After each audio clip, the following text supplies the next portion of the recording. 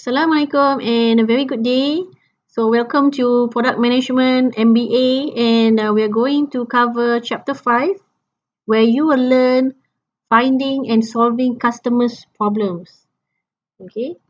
So under this chapter 5, okay, basically we are going to cover all the general procedure of problem analysis. Okay. Next you will learn about how to analyze the problem by gathering the problem. Okay, so the next one is by learning on the sources and the methods, okay, on the problem analysis. And finally, how are you going to solve the problem, okay, in the problem analysis. So basically, the general procedure for you to do the problem analysis is first, you need to determine the product category first. So what are you going to study? What kind of product category that you need to study on? Okay, so you need to determine that. Alright, so the next one, when you want to determine the product category, you need to identify who are your heavy users. Who are the customers that are heavily using that product. So you need to choose the right heavy users or the right heavy customers. Then from there, you need to gather the set of problems associated with the product category. Okay, so you need to rate what is the benefits, what are the levels of satisfaction, okay, so that you know what is the most critical set of problems associated with the product category. Right, so from there you need to sort it out and rank it according to the severity of the problem. So this is basically the general procedure of the problem analysis. So we'll go one by one. Okay, so by gathering the problem, okay, gathering a problem, which is step number 3, okay, you can get it from the internal records, okay, which is the context from your with your customers. Okay, you can also get direct inputs from your technical and marketing departments from the customer service, or you can just do the problem analysis with your customers, okay, by asking them what are the problems with the current product, not what they want. If you ask them what they want, you will never get the answer. If you follow them what they want, they would not buy it then. They would maybe not going to buy it. Okay? So, this is one example of how are you going to analyze a problem of a smartphone. Okay? Let's say you have a Garmin smartphone or a Fitbit smartphone using a watch. Okay, a smartwatch or smartphone or whatsoever. Okay, so here from the smartphone, okay, you will get a lot of problems from the customers, right? So you need to gather all the problems in a list. So these are examples of problems faced by customers while using the smartphone. You can get it problems such as keeping the unit clean, it breaks when I drop it, until difficulties in looking up numbers. Okay. Another problem analysis that you can do, for example, is on the conventional fan, which is the normal table fan. Okay, so let's think, what are the problems faced by customers using a conventional fan or by using a table fan? Alright, it might be from the spinning blades. Okay, the spinning blades that chop the airflow. Or it might be that the blades are very hard to clean. Okay, or the blades are too dangerous for the children. Okay, it might hurt the children or the kids or your kids. And sometimes the fan can tip it over. Okay, and last, the problem is the energy. Okay, the inefficient energy used, okay, in the conventional fan. So when you gather the problems, okay, you can rank it, okay, to see which is the most critical problem, okay, and then you can find what is the opportunity for you to solve it. So if you look at the picture on the left, this is actually one example of a product by Dyson. It's called an air multiplier. So this actually solved the problem of conventional fan whereby there's no blade. So it's bladeless. Okay. So the technology is used or adapted from hand dryers. Okay, whereby hand dryers they usually have wind coming in from the tool. Okay, and it's also very attractively designed. Okay, not only that, the airstream is smooth from the tool. Okay, and it will automatically eliminate the danger of blades, which is dangerous to children. Okay, and if you notice the low center of the gravity on below, so it will eliminate the tipping. Okay, and this will create a much more effective and much efficient cooling. And ultimately, there are no blades to clean. Right?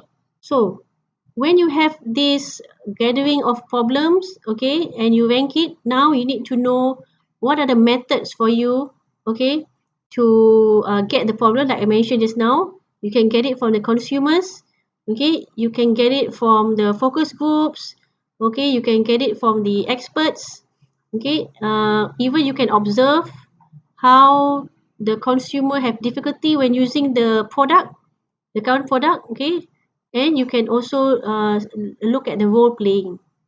So when you do a focus group, for example, you gather all the customers, okay, which have a very diverse experts on that product. You can ask them, what is the real problem here? Okay, what happened if this product category do not exist? Okay, and how do you behave towards that product? How do you reflect on that product? Okay, the next question you can ask, what are the benefits? Okay, what are the needs that you get from that product? And then you can ask them, what are the dissatisfaction, what are the things that is still unfilled, so that you can fill in that needs. Okay, and what are the changes in their lifestyle that is happening right now? How is it relevant for the product category? Okay, so these are some of the questions that you can ask in focus group. Okay, and another two other methods. Just now I mentioned observation and role playing. Okay, when you gather the problem. Okay, there are also situations in the observation, like for example, for car makers. Okay, when they want to produce cars, or they want to create or design cars, they would send their designers to parking lots. Okay, so when their designers go to the parking lots or parking space, so they will watch the people, watch how they interact with their cars, to see what are the difficulties when handling the cars. Okay, so this is what Ford car company call this as a guerrilla research. Okay, so not only that, okay, you can do some observation. Okay, observation like what did the designers do to look into the park lots. Honda also, okay, they got some inspiration, okay, by looking how large the passenger compartments of their SUV, by observing the family, how they handle the SUVs. Okay, how much are the passengers compartments in their SUV? Okay, and not only that, okay, there's another example, okay, whereby a company, they generate ideas by making contact lenses more comfortable, okay, by getting the executive to act out skits in which they will play the eyeball and the contact lens. So this is like a role playing. So they would ask the executive to to act out the skits. Okay, more on the role playing. All right. So when before you want to solve the problem, okay, the most important thing, like I mentioned just now, okay, is the observation. Okay, by looking at how the customers use the products. Okay, is it too small? Is it too big? Okay, like for example, how do you see the customers eating Domino's pizza, for example? Okay, how is the taste that they are experiencing? Okay, is it a better pizza rather than Pizza Hut? Okay, what is the problem faced by Domino's Pizza that Pizza Hut has?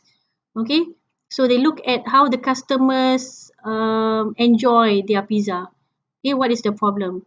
So now, when you know the problem, when you know that the problem, the most critical problem, then how are you going to solve it? You can use all these good creativity brainstorming. Okay, so there are many types of brainstorming. Okay, we have the brainstorming circle, we have the electronic brainstorming, we have the Delphi method, we have so many others brainstorming. Okay, and you can also use the online community to solve the problem by having a forum in the Facebook. Okay, just like an open forum, like a chat. Okay, it doesn't really look like a formal forum, so that you can have, and maybe they will solve the problem by just giving solutions in the Facebook, for example. Okay, so from there you can listen actually to the voice of the customer.